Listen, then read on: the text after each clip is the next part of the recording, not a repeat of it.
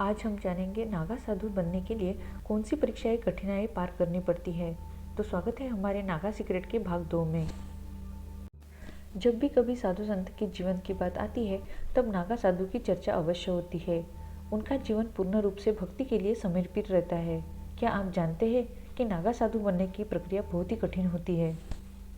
जब कोई आम आदमी नागा साधु बनने की इच्छा प्रकट करता है तब अखाड़ा समिति अपने स्तर पर यह छानबीन करती है कि क्या यह व्यक्ति नागा साधु बनने के योग्य है या नहीं।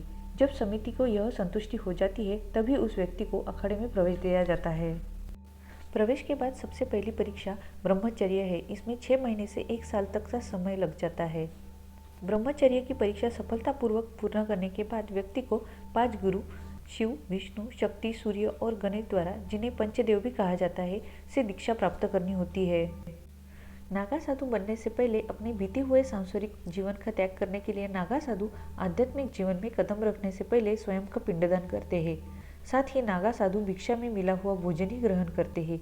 यदि किसी दिन उन्हें भोजन नहीं मिलता है तो वो बिना खाए ही रहना पड़ता है। नागा साधुओं को आजीवन निर्वस्त्र रहना होता है। ऐसा इसलिए क्योंकि वस्त्र को सांसारिक जीवन और आडंबर का प्रतीक माना जाता है। यही कारण है कि वह अपने तन को ढकने के लिए वस्त्र की जगह भस्म का उपयोग करते हैं। साथ ही ठंड इत्यादि से बचने के लिए कठिन योग क्रिया करते रहते हैं। नागा साधु किसी अन्य व्यक्ति के समक्ष सिर नहीं झुकाते और न ही किसी की निंदा करते हैं, लेकिन उनका सिर आशीर्वाद लेने के लिए केवल वरिष्ठ सन्यासियों के समक्ष ही झुकता है।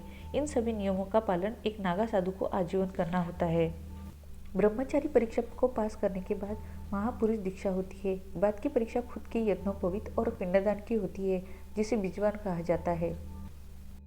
अंतिम परीक्षा दिगंबर और फिर श्री दिगंबर की होती है। दिगंबर नागा एक लंगोटी धारण कर सकता है, लेकिन श्री दिगंबर को बिना कपड़े के ही रहना होता है।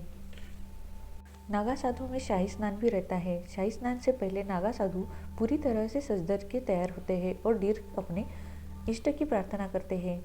नागा संत के मुताबिक लोग नित्य नियम क्रिया करने के बाद खुद को शुद्ध करने के लिए गंगा स्नान करते हैं, लेकिन नागा सन्यासी शुद्धिकरण के बाद ही शाही स्नान के लिए निकलते हैं। इनमें महिला नागा साधुएं भी होती हैं। नागा एक पदवी होती है। इसी तरह महिलाएं भी जब संन्यास में दीक्षा लेती है तो उन्हें भी नागास बनाया जाता है, लेकिन वह सभी वस्त्रधारी होती है। जूना अखाड़े में कई माई बाड़ा को दशनाम सन्यासी ने अखाड़ा का स्वरूप प्रदान कर दिया था। इस अखाड़े की महिला साधुओं को माई, अवधूतानी या नागिन कहा जाता है। उन्हें किसी खास इलाके के प्रमुख तौर पर श्री महंत को पद दिया जाता है। तो ये थी नागा साधुओं के बारे में महत्वपूर्ण जानकारी। तो आपको ये जानकारी कैसे लगी हमें कमेंट करके ज़रूर बताएं। ऐसे ही रहस्यमयी बातें जानने के लिए हमारे पेज को लाइक करें, शेयर करें और सब्सक्राइब करें।